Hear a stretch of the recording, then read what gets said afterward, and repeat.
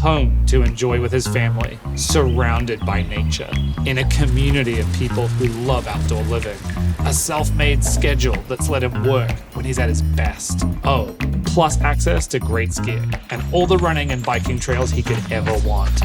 All these criteria brought Shane to the idyllic mountains of Idaho.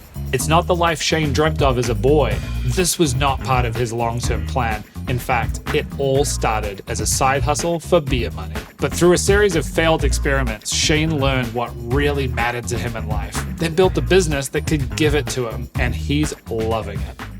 Normally, society presents you with what you can have, a limited set of options. But for entrepreneurs, and Shane in particular, they flip it. They look at what they want and then go and build the conditions for that life, even if it wasn't a normal option. This is the story of how Shane went from knowing nothing about entrepreneurship, except that he wanted to do his own thing, into running an e-commerce empire. We went to his house in Idaho to interview him and unpack the lessons he learned on his journey to get there.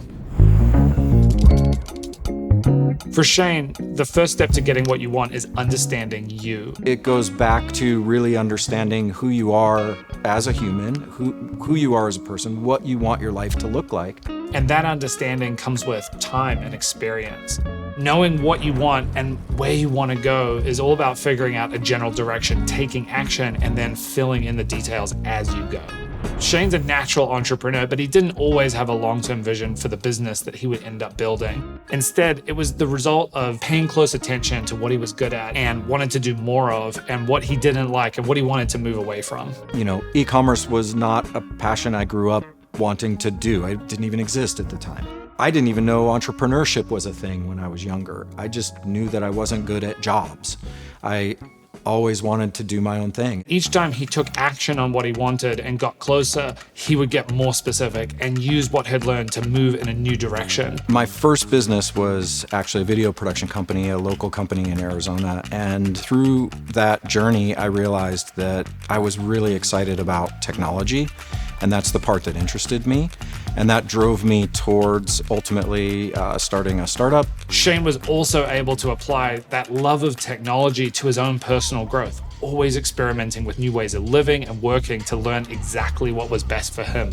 I really learned to focus on utilizing the data available to me to try to improve, even just incrementally, very, very small increments, constantly. Shane and I used to talk every Monday at 9 a.m.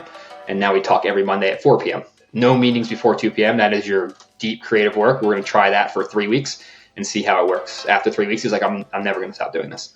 I don't want to talk to another human again in the morning. I was like, great. Like it works, right? But the only way to do that, it's like, Shane, you have to get data. You have to be a scientist. You have to show up. And like, we're going to run an experiment for 3 weeks. You have to do it. It's the only way to get accurate data on if you like it or not, if it's working for your schedule or not, is to do it over and over again and then evaluate it. He's just a natural entrepreneur. And I think that's where that flexibility comes from, is his ability to just identify what the problem is and then create some experiments and be willing to change what he's doing. One of the big first lessons that guided Shane towards where he is today was that his work has to fit in with and support the rest of his life, not the other way around. I knew leaving the startup, it had been quite difficult on my family. I was gone for basically 2 years. I wanted to build a company that allowed me to be at home and be where I wanted to be.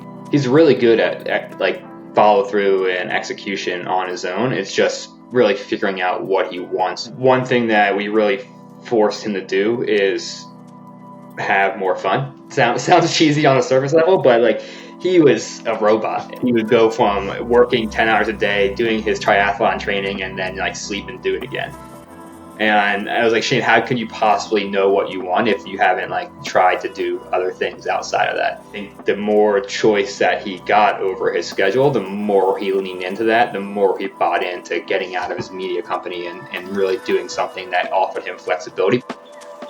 So with the media company, when there's a lot of deadlines and you're delivering something for a client, it's tunnel vision. I think it was really impacting his work-life balance, his dynamic with his wife, and the ability to like travel and do the things he likes to do. So for him, it wasn't about not working as hard or as much. It's being able to have the choice of when he's going to work that hard and when he's going to work that much, and being able to put it down and go be present when he should be present with the people he cares about. He knew that he wanted to have the flexibility to spend time with his family and live wherever he wanted. He knew that he needed to do his own thing, and he knew that he loved technology. I had started an e-commerce Amazon store kind of on the side. It was beer money at the time. But over time, it called to him more and more, and he started to realize it was the perfect combination of everything he was looking for. Our goal was to get out of the media business full-time and transition more to the work-life balance, work from home, and go full-time into the e-commerce side of things. I started to put a little bit more effort into it and kind of saw some results. It allowed me to move to this beautiful place that I live in now. Today, Shane is the CEO of Emerger, his multi-seven-figure e-commerce roll-up operation, which buys promising Amazon stores and takes them to the next level with operational excellence, expertise, and technology. But looking back, it's almost like Shane has slowly but surely worked out a set of criteria for what he wants his life to look like and the things he enjoys, and then built the business that fits that. I really think that a big part of what allowed me to take this journey and dedicate the time to it was realizing kind of a little bit more about who I am and what I really care about. And that took some time and apparently a couple of companies. And then I really understood who I was and what I liked to do and what worked for me. That's what I built. Shane's story is an important reminder that business is always going to have its ups and downs. And if you're struggling with your business at the moment, you need to be able to pay attention to what your experiences are telling you and appreciate even the failures or missteps are a critical force in guiding you towards your ultimate goal. Because a big part of getting what you want is knowing exactly what you want in the first place. Shane may have let his experience guide him as he went and not worried too much about having the perfect plan, but he still had a few lessons to teach us about taking action, learning fast, and getting results. First and foremost, as a triathlete, Shane is a huge believer in the power of consistency.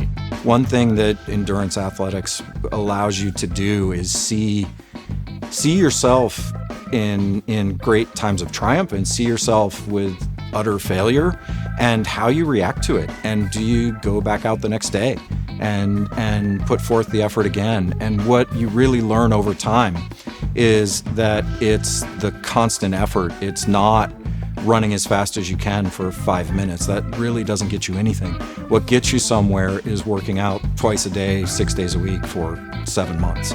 Then you see the progress. Shane's applied this approach to accelerated learning in his business by setting really ambitious goals with specific results that can be broken down into consistent daily and weekly targets.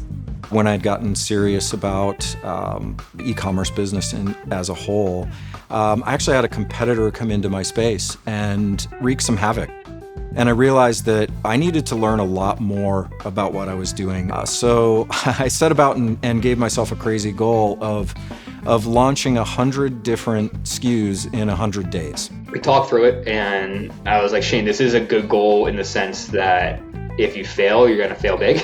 Like you're gonna realize that this is something that you hate, and if you fail small, you're still gonna have 50, 60 new products on Amazon in 100 days. Like there's no downside to this. And I think at the end of that 100 days, I can't remember the exact number, but he had maybe 60, 65 new products on there. And the reason Shane didn't hit 100 is because he wanted to learn more about why things weren't working. He learned a lot about what products not to do, right? What products were terrible to get inventory on, what products that sold well, what products that were easy to advertise. The other thing Shane made clear was how he has trained himself to be comfortable with failure.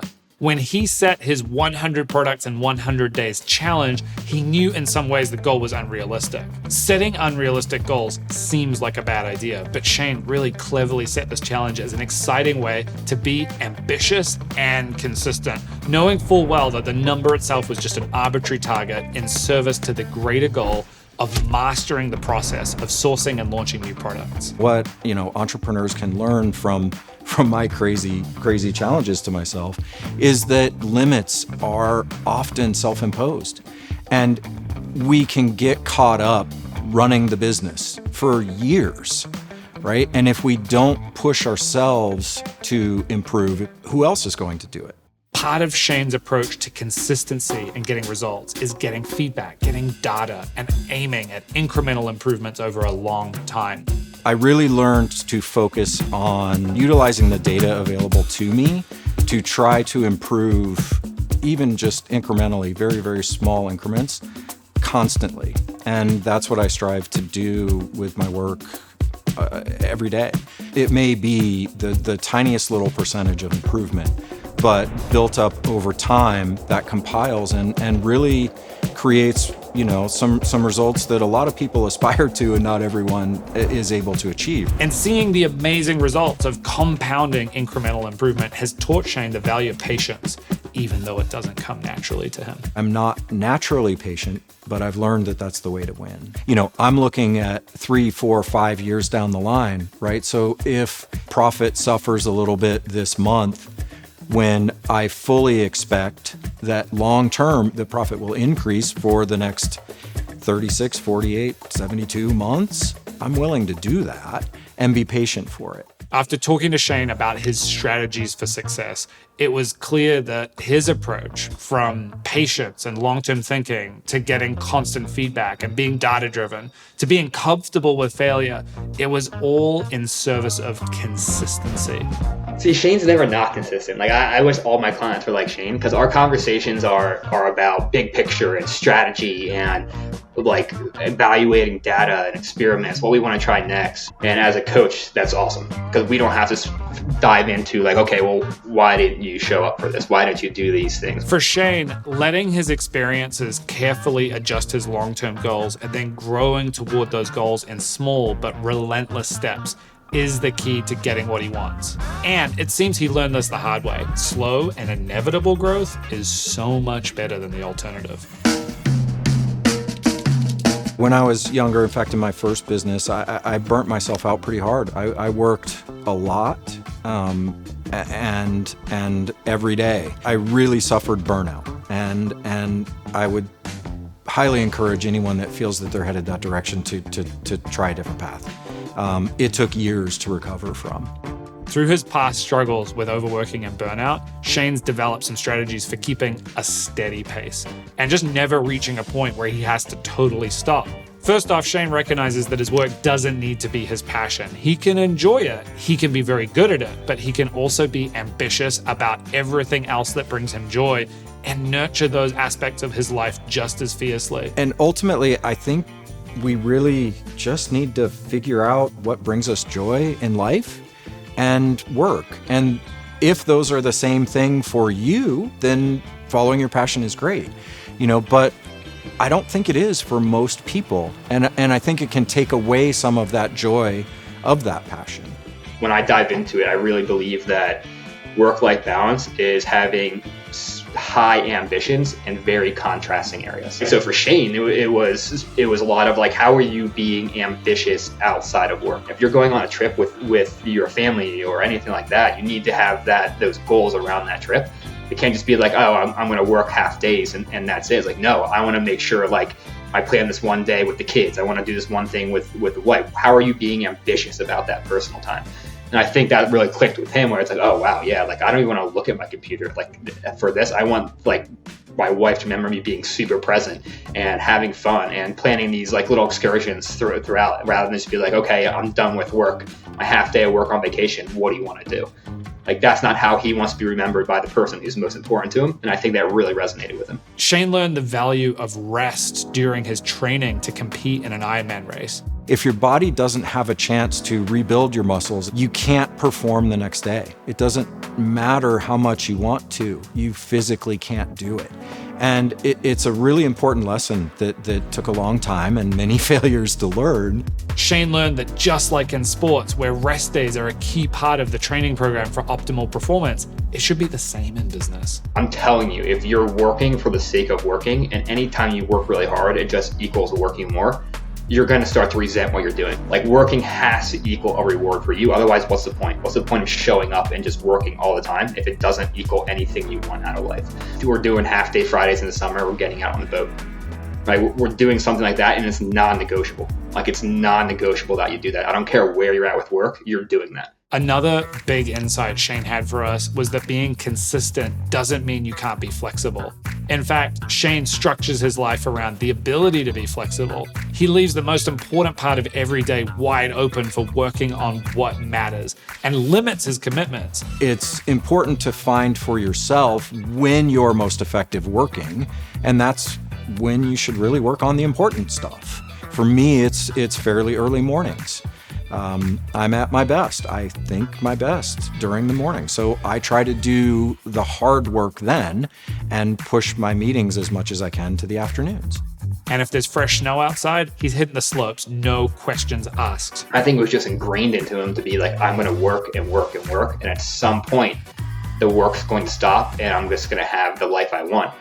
And I think he started realizing that I need to have the life I want now. Otherwise, it's not going to be worth it. Anytime there's fresh path, I get to go skiing. Anytime there's a super first nice day of the year, the whole company has off and that we go to do whatever we want to do. And as long as we have that, the inner child mostly stays happy. It's okay, I can see that working hard in the present is going to equal pleasure in the future. That's all the unconscious mind wants. Shane's self-defined success is an answer to the paradox at the heart of all human endeavor. It can feel impossible to get what you want in life because you are not a constant, even within your own life. Every step you take is an experience, and every experience changes you, and in turn, it changes your desires. We cannot change that fact, but we can learn to appreciate the twists of life as a journey through a maze of our own unique preferences, where every wrong turn paints in new territory on our map to the center. The key is simply patience, attention, and the consistency to keep moving forward no matter how small the steps.